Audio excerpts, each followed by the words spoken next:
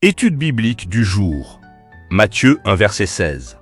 Thème: rupture divine, grâce souveraine et accomplissement prophétique. Jacob engendra Joseph, l'époux de Marie, de laquelle est né Jésus, qui est appelé Christ. 1. Contexte historique. Dans la généalogie présentée par l'Évangile selon Matthieu, ce verset marque un tournant majeur.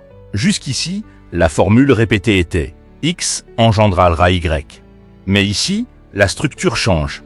Jacob engendra Joseph, mais Joseph n'engendre pas Jésus. Jésus naît de Marie. Nous rencontrons Joseph, Marie et Jésus appelé Christ. La lignée biologique s'arrête. L'intervention divine commence. Ce verset introduit la naissance miraculeuse du Messie. 2.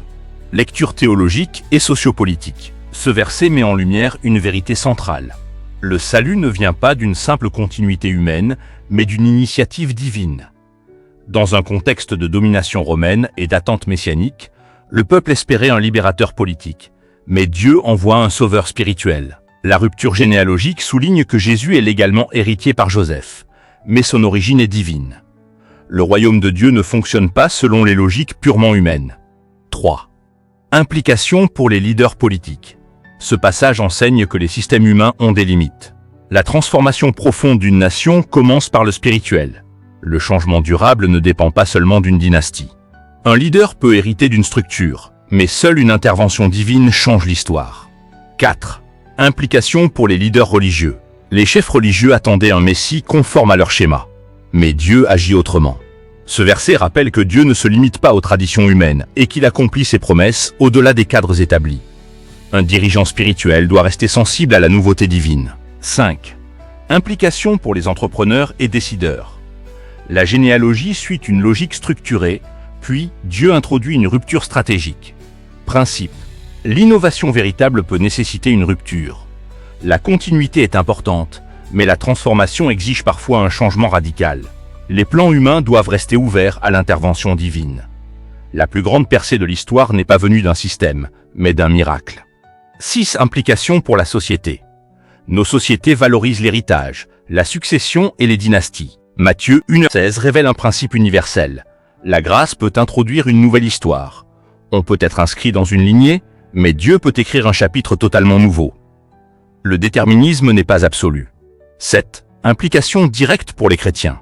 Ce verset parle puissamment à chaque croyant. Tu peux venir d'un contexte ordinaire, mais Dieu peut produire quelque chose d'extraordinaire à travers toi. Ne limite pas Dieu à ton arrière-plan familial. Accepte que Dieu puisse agir différemment de tes attentes. Fais confiance à son plan même quand il dépasse la logique. Jésus est appelé Christ, loin, le Messie. Cela signifie que Dieu accomplit toujours ses promesses. 8. Principe herméneutique. Nous ne vivons pas l'incarnation du Messie, mais le principe demeure. Dieu intervient dans l'histoire humaine. Les promesses divines dépassent les logiques naturelles. La grâce peut interrompre les cycles ordinaires. 9. Message sociétal. Nos générations font face à des crises d'identité, une confusion spirituelle et une recherche de solutions politiques. Matthieu nous rappelle que la réponse ultime n'est pas seulement structurelle, elle est spirituelle. Le vrai changement commence par une transformation intérieure. 10. Conclusion prophétique. Toute la généalogie prépare ce moment. Des générations ont transmis la promesse, puis Dieu accomplit. La question n'est pas seulement « de quelle lignée viens-tu ?», mais « laisseras-tu Dieu écrire une nouvelle page dans ta vie ?» Dieu peut interrompre un cycle, accomplir une promesse et faire naître l'impossible. Prière. Seigneur, merci parce que ton plan dépasse mes limites. Si je suis enfermé dans des schémas familiaux ou personnels, introduis ta grâce. Écris une nouvelle histoire dans ma vie. Que je ne sois pas seulement héritier d'un passé, mais porteur de ta promesse. Au nom de Jésus-Christ, Amen.